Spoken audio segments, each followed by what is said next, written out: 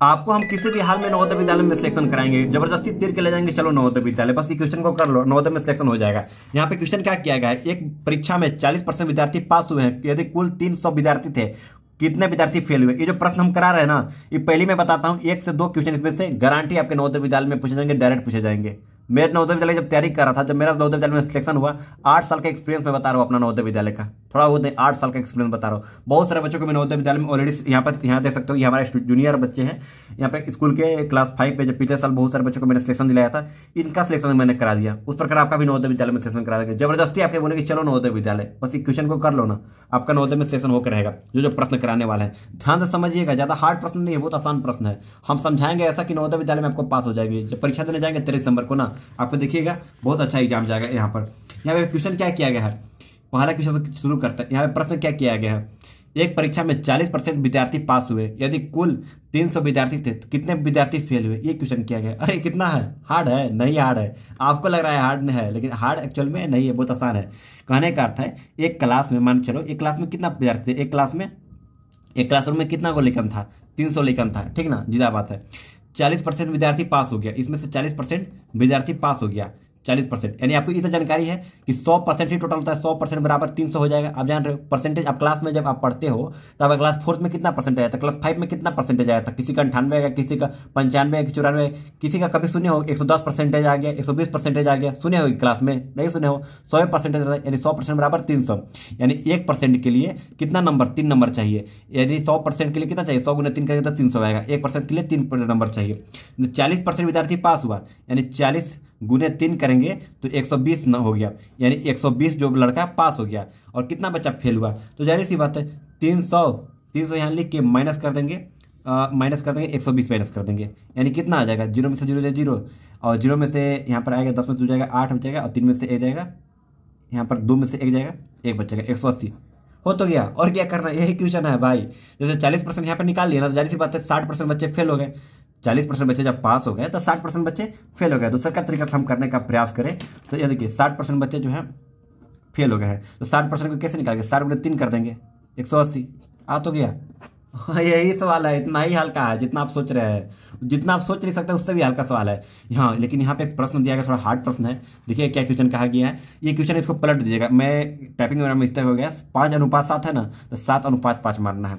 यह जो प्रश्न दिया गया यहाँ पर आपको ए और बी की आयु का अनुपात 5:7 है, 7:5 मानना है। क्या मानना है, ए और बी का कितना है, आयु का अनुपात कितना है। मान लीजिए ए राम है, बी श्याम है, दोनों का अनुपात कितना है, 5:7 है, यानी 7:5 मानना है। मेरा टाइपिंग मिस्टेक हो गया है। यदि उनके आयु का अंतर 6 वर्ष है, अंतर कितना है, 6 वर्ष है, तो ए की आयु कितनी होगी, ये मेरे को बताना है। बहुत हल्का सवाल है, इतना हल्का सवाल है आप कर एकदम चुटकी भर में कर लोगे। तो देखो इसको कैसे हम लिखेंगे, ए अनुपात बी बराबर 7:5 लिख सकते हैं। एक अनुपात कितना है, 7 है, क्योंकि ये टाइपिंग मिस्टेक हो गया, आपको ये समझना है और इसको समझना है, कोई दिक्कत नहीं। ए अनुपात बी बराबर 7:5 लिख सकते हैं, ये लिख सकते हैं, आराम से लिख सकते हैं। सेकेंड से लिख सकते हैं, अंतर कितना है, अंतर लिख सकते हैं 7x, क्योंकि हम x मान लेंगे। x क्यों मानेंगे, क्योंकि देखो ये जो 5:7 अनुपात में दिया गया है ना, अनुपात का मतलब होता है शॉर्ट फॉर्म होता है, शॉर्ट फॉर्म, यानी कहने का अर्थ है 40 अगर साल आपका बड़ा भाई की हो रहा है, छोटा भाई की हो रहा है 15 साल हो रहा है, तो इसको अनुपात में कैसे लिखेंगे, काटेंगे, या 20 बार में कटा, 3 से 5 से कटेंगे तो 5 8 40 बार में, 8 बार में कटा, 5 या 15 बार में, तो ये जो लास्ट में बचा ना 8:3 हो जाएगा। इसी प्रकार सबसे शॉर्ट फॉर्म होता है। तो 7:5 है, तो हम यहाँ पर x मान लेते हैं कि गुना x करेंगे इसमें से भी, गुना x करेंगे इसमें से भी, तो बात बराबर है, क्योंकि गुना 5 इसमें से किए तो बात बराबर। आप समझ रहे हो मेरी बात को। इसी प्रकार a अनुपात b जब यहाँ पे किए हैं तो कितना आएगा, 7:5 मान लेंगे। 5 तो यहाँ पे दिया गया है क्योंकि आपको पलटना है, गलती से क्वेश्चन हो गया था। लेकिन x जब मानते हैं कि x हम मान लेते हैं, a अनुपात b बराबर x, यहाँ पर x को गुना करते हैं, 7x/5x, ये हमारा फाइनल आंसर हुआ। लेकिन आंसर की जगह पर x से क्या वैल्यू होगा वो हमको निकालना है, बस वही हमारा आंसर हो जाएगा। यानी कहने का अर्थ है अंतर कितना दिया गया, अंतर 7 दिया गया है, लेकिन अंतर को कैसे लिखेंगे, 7x-5x बराबर 2x लिख सकते हैं, क्योंकि दोनों का अंतर, दोनों का घटाव कितना दिया गया है, 7:5 करेंगे तो 7x-5x करेंगे, 2x आ गया, 2x हमारा अंतर आ गया। अब आगे क्या करेंगे, लेकिन दिया कितना गया है, दिया गया है 6 वर्ष दिया गया है, यहाँ पर देख सकते हो उनका अंतर कितना गया है, 6 वर्ष यहाँ पे दिया गया है। यहाँ पे 7 में लिखा हूँ, यहाँ पे 6 वर्ष लिखना चाहिए था, 6 वर्ष आंसर दिया गया है। आप समझिए मेरी बात को, यहाँ पे अच्छे समझाने का मैं प्रयास करिए, जो पेज है गड़बड़ हो गया।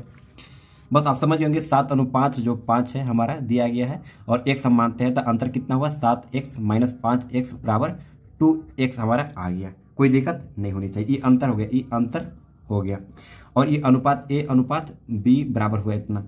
अब नेक्स्ट चलते हैं, दिया गया कितना है, जबकि दिया गया है ओनली 6 दिया गया है, लेकिन यहाँ पर हमको पता करना है कि जैसे को दिया कितना गया 6 दिया गया है, लेकिन हम यहाँ पर क्या मान रहे हैं, यहाँ पर हम मान रहे हैं 7x - 5x। तो इसको पुट कर सकते हैं 7x 5x के जगह पर हम 6 लिख सकते हैं, क्योंकि 6 दिया गया है, यहाँ पर अंतर तो 6 दिया गया है, तो 6 इक्वल टू यहाँ पर 2x लिख सकते हैं, ये वाला 2x उतार दिए, यानी x बराबर कितना हो जाएगा 6/2, यानी हमारा आंसर हो जाएगा x बराबर 3 वर्ष हो जाएगा।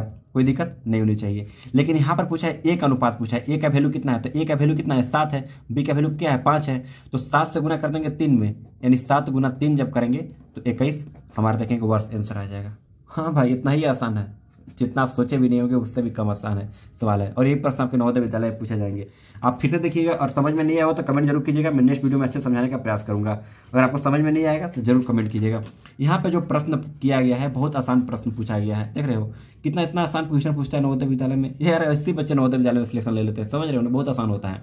देखो क्वेश्चन किया गया है 3, 6, 18, 72, तो अगली संख्या क्या है बताओ, ये कुछ संख्या है। देखो ज़्यादा कुछ नहीं किया है, 3 दूनी 6 कर दिया है। देखो मैं दिखाने का प्रयास कर रहा हूँ, ये जो प्रश्न दिया गया है, जैसे मैं प्रश्न बताना चलूँ, ये जो क्वेश्चन दिया गया है, क्वेश्चन क्या किया गया है आप देखिए 3, 6, 1872, इसके आगे वाला क्रम लिखना है। यानी 3 दूनी 6 कर दिया है, 6 दूनी 6 × 18 कर दिया है, 18 36 18 72 4 कर दिया, यानी इससे गुना 2 बार किया, इससे गुना 3 बार किया, इससे गुना 4 बार किया, तो अगली बार इससे गुना कितना बार होगा 5 बार होगा, जाहिर सी बात है। यानी 72 × 5 जब हम करेंगे तो कितना हमारा आंसर आ जाएगा, 5 दूनी 10 के 0 हाथ में गया 1, 5 × 7 = 35 और 1 = 36, यानी 360 हमारा आंसर निकल के आ जाएगा। 360 ऑप्शन में देखेंगे, अरे आंसर भी मिल गया, यानी हमारी ऑप्शन सही है और कुछ नहीं। आपका नवोदय में सिलेक्शन जबरदस्ती हम कराएंगे, देखिएगा ना कैसे नहीं होगा आपका नवोदय विद्यालय में सिलेक्शन, इतना आसान। हाँ लेकिन इस जो प्रश्न अभी जो कराने वाला है प्रश्न है, ये बहुत महत्वपूर्ण प्रश्न है, इसकी मैं गारंटी ले सकता हूँ कि ये आपके नवोदय विद्यालय में सीधा प्रश्न पूछे जाएंगे। ये वाला प्रश्न जो मैं आपको करा रहा हूँ, 2 संख्याओं का एलसीएम यहाँ पे क्या दिया गया है, 2 संख्याओं का एलसीएम 180 है, एचसीएफ 15 है, यदि एक संख्या 45 दूसरी संख्या है। एक फार्मूला आपको याद रखना है हमेशा, जब भी आपको ऐसा प्रॉब्लम आ जाए, जब भी आपको समझ में नहीं आए तो एक फार्मूला आपको हमेशा याद करके रखना है। फार्मूला क्या है, जैसे कि पहली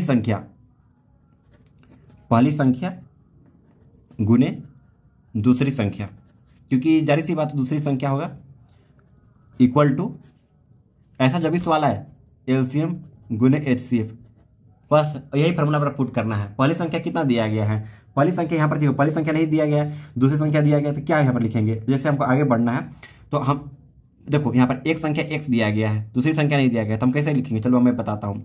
जैसे पहली संख्या दिया गया है, एक संख्या 45 दिया गया है, यानी पहली संख्या को हम मान लेते हैं पहली संख्या बराबर 45, दूसरी संख्या बराबर क्या माने, दूसरी संख्या नहीं दिया गया, दूसरी संख्या बराबर हम x मान लेते हैं, x से मान लेते हैं। अब आगे कैसे सोल्व करेंगे, आगे सोल्व करने के लिए आपको समझाने का प्रयास करिए। जो प्रश्न है बहुत आसान प्रश्न है, बहुत हल्का प्रश्न है, ज़्यादा हार्ड नहीं है।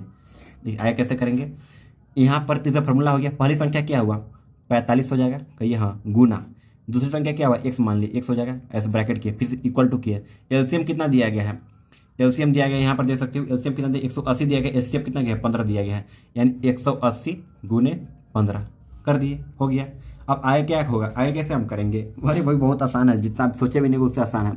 तो यहाँ पर देखिए जब पहली संख्या 145 × x किया गया है और गुने 180 × 15 किया गया है, तो हम 45 × x को देखो, ये जो है ना इसका बराबर नजर आ रहा है ना, 180 × 15 बराबर नजर आ रहा है कि नहीं आ रहा है, आ रहा है, जारी सी बात है। तो हम इसको ऐसे लिख सकते हैं, 180 × 15 जो दिया है 180 × 15 यहाँ पे लिख सकते हैं इसके बराबर में, और 180 × जब 15 हम करेंगे तो कितना आएगा ये बताइए, 180 × 15 करेंगे तो कितना आएगा ये बताइए आप, सबसे पहले मेरे को बताइए, 27 तो होगा, करके देख लीजिएगा, हमको जहाँ तक लगता है 27 होगा, करके देख लीजिए ना, बता रहे देखिए 180 × 15 जब करेंगे तो 15 के 0 हाथ में, 15 कितना होता है, 15 30 45 15 चौका 60 15 55 75 15 96 अरे मेरा किया हुआ है, मेरे को पता है 27 होगा, बस ज़्यादा टाइम पास नहीं करेंगे तो।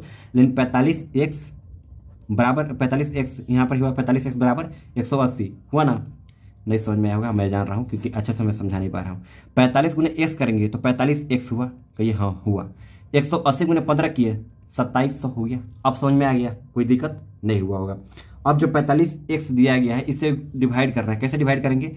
45x दिया गया यानी x बराबर गुना में है 45x है तो x इधर जाएगा तो कितना भागा में हो जाएगा 2700 भागा 45 हो जाएगा ना।